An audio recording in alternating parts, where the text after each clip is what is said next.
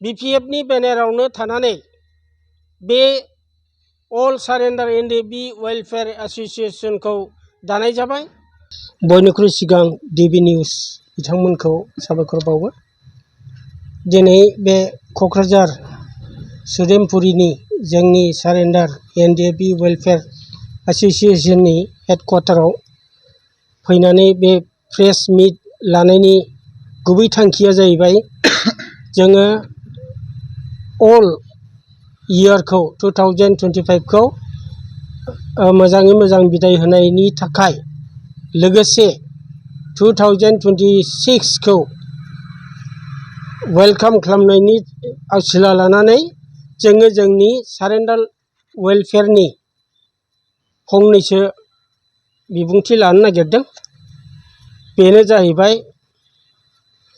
जोङो बयनिख्रुइ सिगां सारेन्डार वेलफेयार एसोसिएशनखौ 2005 आव अल क्लियार भुटान अपारेशननि एसे उनाव जेब्ला जोङो लेथेर फेथेर जायो बे समाव जोङो मोनसे थांखि गोसोखांनानै जोङो मोनसे मथ' लादों। बे मथ'आनो जाहैबाय पिस फर ग्रथ एन्ड प्रग्रेस। बर'आव जोङो बेखौनो बुङो गोजोन आरो जौगाथायनि थाखाय सान्थि। बेखौ लानानै जोङो मानगोनां जोंनि सभाराम बसुमतारी गसाइगावनि बिथांनि दैदेननायाव गसाइगावनि हाब्रुबिल जायगायाव मोनसे एसोसिएशन सारेन्डार वेलफेयार एसोसिएशनखौ दाग्रोनाय जादों 2005 आव 2005 आव। लोगोसे बेवहाय जोंनि मानगोनां अल आसामनि सारेन्डार वेलफेयार एसोसिएशननि प्रेसिडेन्ट बिथां हेबल मुसाहारिमोन, बिथाङा थैना थांबाय। बेनिफ्राय रिंखाव बसुमतारी बिथाङाबो थैना थांबाय। बेनि उनाव जोङो 2008 आव जोंनिनो बातारमारि क'क्राझार बेहाय फुल फ्लेजेड मोनसे सारेन्डार वेलफेयार एसोसिएशनखौ दाफुंनानै लानाय जादों। बे दाफुंनानै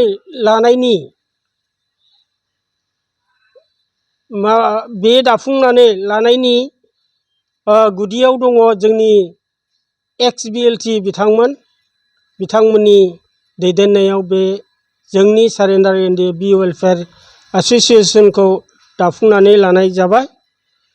बेनिफ्राय बे 2005 to 2008 बे बोसोरफोरखौ जोङो मोजाङै मावलांबाय। माखासे समनि गेजेराव जोंनि गेजेराव बुजिलायनो हायैयाव एसे एनै भुल जालांबाय। बेखौ वेलफेयारनि नामावनो जोङो निमाहा होनाय जायो। बेनिफ्राय बावैसो थांनाय डिसेम्बरनि 2 थारिखआव जोंनि मानगोनां चिफ हाग्रामा महिलारी सारनि दैदेननायाव बाक्सा खारुवा हेन्डलुम टेक्सटाइल होननाय जायगायाव जोंनि वेलफेयारा आरोबाव जि बिथांमोना सोलिबाय थादोंमोन 2008 निफ्राय बिथांमोना रिजाइन होनानै गासैबो रिजाइन होजोबनानै आरो गोदानै दाफुंनानै लानाय जाबाय। बेहाय गासै डिस्ट्रिक्ट 15था डिस्ट्रिक्ट जेरै क'क्राझार, चिरां, बाक्सा, उदालगुरि, सनितपुर, बिश्वनाथ, धेमाजि, गलाघाट, लखिमपुर, कार्बि आंलं, गवालपारा, मरिगाव, गुवाहाटी, धेमाजि, धुबुरी गासै 15था डिस्ट्रिक्टआ ज' जानानै जोङो बे चिफ सारनि नुजानायाव बे सारेन्डार वेलफेयार एसोसिएशनखौ दाफुंनानै लानाय जाबाय। बेहाय जोंनि सेन्ट्रेल बडिनि दाफुंनायाव सेन्ट्रेलाव दङ प्रेसिडेन्ट हिसाबै मानगोनां मनरन्जन बसुमतारी, बिथाङा गसाइगावनि। सेक्रेटारिया भलेन नार्जारी, बिथाङा चिरां डिस्ट्रिक्टनि, जेनेबा आंनो। आरो जोंनि प्रेसिडेन्ट आफादगिरि सेन्ट्रेल बडिनि बिथाङा आंजोंनो लोगोसे दङ आरो लोगोसे आंजोंनो नोरोम बसुमतारी बिथाङा भाइस प्रेसिडेन्ट आरो बिदिनो गोबां जोंनि बे 15टा डिस्ट्रिक्टनि मेम्बारफ्रा बेयाव ज' जानानै सेन्ट्रेल बडिखौ दाफुंनानै लानाय जादों। दा जोङो BPFनि बेनारावनो थानानै बे अल सारेन्डार NDB वेलफेयार एसोसिएशनखौ दानाय जाबाय। गतिके आङो बेखौनो बुंनो नागिरदों जे गोजाम बोसोरा जों बारहोबाय आरो गोदान बोसोरा जों वेलकाम खालामनो आरो गासै जोंनि वेलफेयारनि सोद्रोमा सारेन्डार बिथांमोनखौ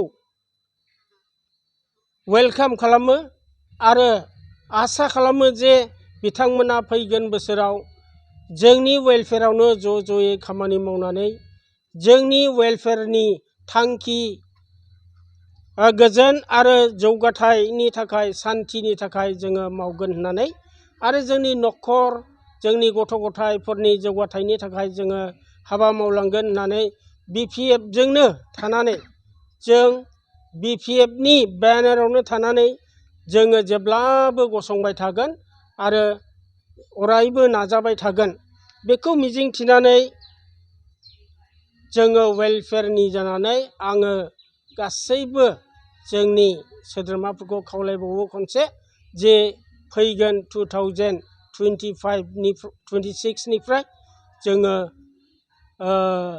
गोगोमैनो जोङो BPFखौ हेफाजाब होगोन होननानै जोङो मिजिंथिबाय आरो बे मिजिंथिनायखौ जोङो मोगथां नुजाहोनो हागोन होननानै जों अरायबो आसा खालामनाय जाबाय। गोजोन्थों।